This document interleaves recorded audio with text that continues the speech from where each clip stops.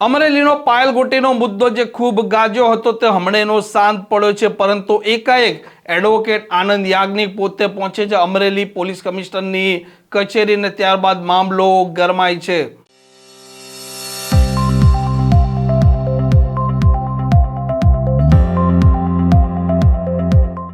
નમસ્કાર, આપ જોઈ રહ્યા છો હોટલાઇન ન્યૂઝ। હું છું આપની સાથે તોફિક ગાંચી।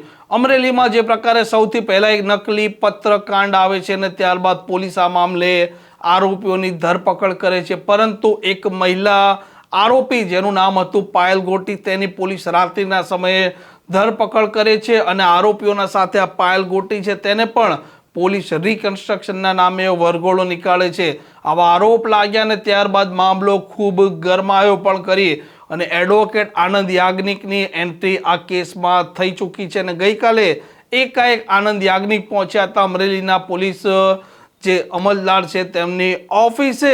અમરેલી પોલીસ વડાની કચેરી પહોંચ્યા બાદ તેમણે શું વાત કરી તે મામલે પ્રતિક્રિયા આપી છે।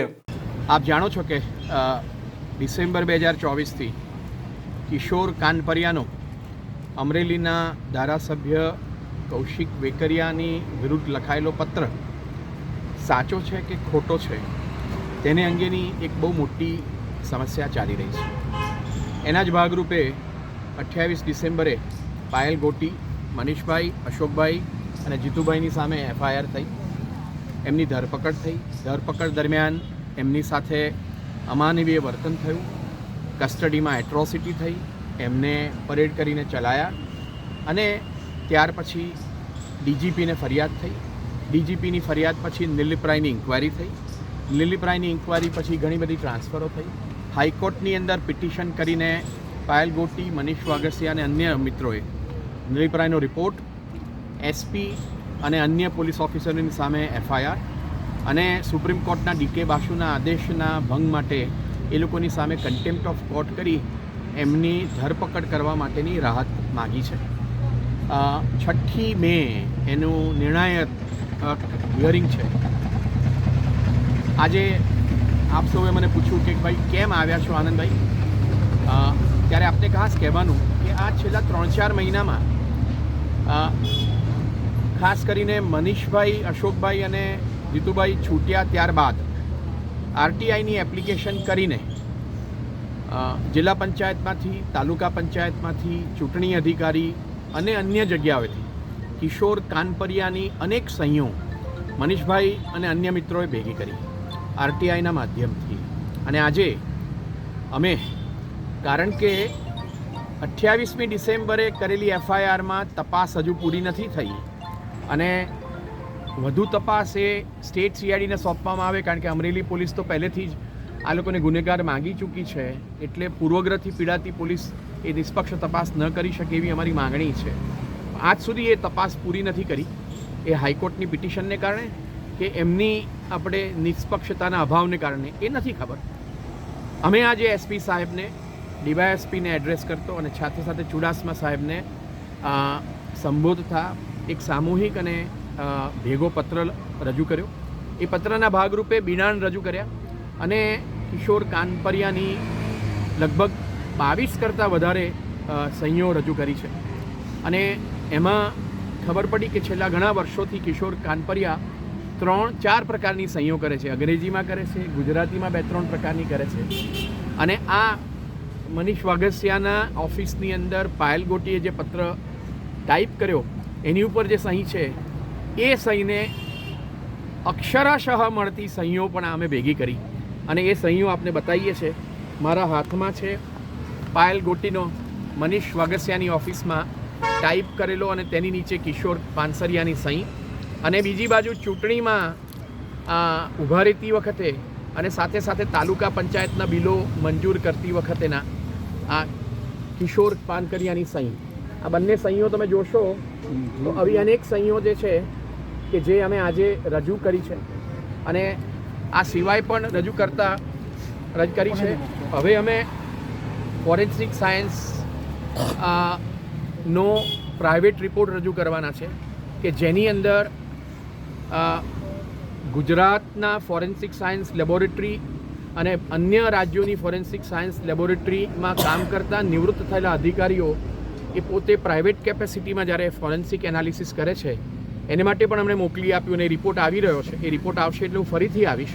પણ આજે જે સહીઓ અમે રજૂ કરી એને આધારે અમારા મુજબ પ્રસ્થાપિત થાય છે કે આ કિશોર કાનપરિયાની સહી છે ને છે. અમે આજે એ પણ સહી રજૂ કરી કે કિશોર કાનપરિયાએ પોતાના રાજકીય હેતુ માટે અને જે કૌશિક વેકરિયાની ચમચાગીરી કરીને જે યુટર્ન લીધો અને પોતાના ખાસ મિત્ર મનીષ વાઘસિયાને જે પીઠમાં ખંજર માર્યું એની સહી એના કાગળ પર અને અમે જે સહીઓ રજૂ કરી તે એક જ જેવી છે એ પ્રસ્થાપિત કર્યું. અને સાથે સાથે એફઆઈઆર પછી કિશોર કાનપરિયાએ જે સહી બદલી નાખી અને રિમાન્ડ વખતે એના જે સ્ટેટમેન્ટો રજૂ કર્યા પોલીસે એમાં બદલાયેલી સહી એ પણ અમે રજૂ કરી છે અને કહ્યું છે કે સાહેબ પહેલાં તો અંગ્રેજી ગુજરાતીમાં જે સહીઓ કરતો હતો પણ આ માણસ જેવી રીતે કાચિંડો રંગ બદલાય એવી રીતે એની સહીની પણ રંગો બદલાય છે અને પદ્ધતિઓ બદલાય છે. એટલે આ કિશોર કાનપરિયામાં વિશ્વાસ રાખવાની જરૂર નથી. મહેરબાની કરીને આ સહીઓ એની કમ્પેર કરો અને હવે નિષ્પક્ષપણે તમે જો તપાસ કરવાના હો તો કરો, નહીંતર હાઈકોર્ટની અંદરથી અમે તપાસ ટ્રાન્સફરનો ઓર્ડર લઈને આવીશું અને આજે નહીં તો કાલે આ સહી કિશોર કાનપરિયાની છે અને તમે અમારી વિરુદ્ધ જે એફઆઈઆર કરી એ સદંતર ખોટી છે. કારણ કે કૌશિક વેકરિયાની સામેના આક્ષેપો સાચા છે કે ખોટા છે એની ચિંતા કર્યા વગર સહીની આપણે સમસ્યામાં આખો પ્રશ્ન અન્ય દિશામાં લઈ જઈને કૌશિક વેકરિયાને જે બચાવવાનો પ્રયત્ન અમરેલીની પોલીસ અને ગુજરાત સરકાર કરી રહી છે એ અંગે અમે એમને ઉઘાડા પાડવા માગીએ છીએ. એસપીએ શું કીધું છે? એસપી સાહેબે ને અમે સમજાવ્યું કે અમે કેમ આવ્યા છે અને સાથે સાથે અમે લોકોએ આ એપ્લિકેશન રજૂ કરી અને એપ્લિકેશન રજૂ કરીને સાથે અમે એમને બતાવ્યું કે આ સહીઓ બંને બાજુની કેટલી સરખી છે. અને એસપી સાહેબે કહ્યું કે હું આરોપીઓ જ્યારે મને તપાસમાં મદદ કરવા આવ્યા છે ત્યારે અમરેલીમાં હાજર નહીં રહેવું 6 મહિના સુધી એ કન્ડિશન હોવા છતાં પણ આ 3 આરોપીઓ કે પૂર્વ પરવાનગી લઈને અમરેલી પોલીસ સ્ટેશનની હદમાં દાખલ થઈને એવું કહ્યું છે કે સાહેબ અમે ગુનો કરવા નહીં પણ ગુનાની તપાસમાં મદદ કરવા માટે આવ્યા છે અને આ સહીઓ રજૂ કરીએ છીએ. આ સહીઓને આધારે અમરેલીના રસ્તા પર ચાલતો કોઈ માણસ પણ કહી શકશે કે કિશોર કાનપરિયાનો જે પત્ર મનીષ વાઘસિયાની ઓફિસમાં લખાયો અને સહી થયો હતો તેની પર અને કિશોર કાનપરિયાએ તાલુકા પંચાયત, જિલ્લા પંચાયત અને ચૂંટણીઓમાં જે સહીઓ કરેલી છે જે અમે રજૂ કરી 20 કરતાં પણ વધારે, એમાં બંનેની અંદર એક આપણે સમાનતા છે, સામીપ્ય છે અને આને પણ ફોરેન્સિક સાયન્સમાં મોકલો અને તપાસ કરો. અને આ પ્રકારના સમાચાર પ્રકારના અહેવાલ માટે હોટલાઇન ન્યૂઝની ચેનલ જોવાનું અને સબસ્ક્રાઇબ કરવાનું ભૂલતા નહીં. નમસ્કાર. આવા પ્રકારના વિડીયો તમને જોવા ગમતા હોય તો હોટલાઇન ન્યૂઝ ચેનલને લાઇક, શેર અને સબસ્ક્રાઇબ કરો.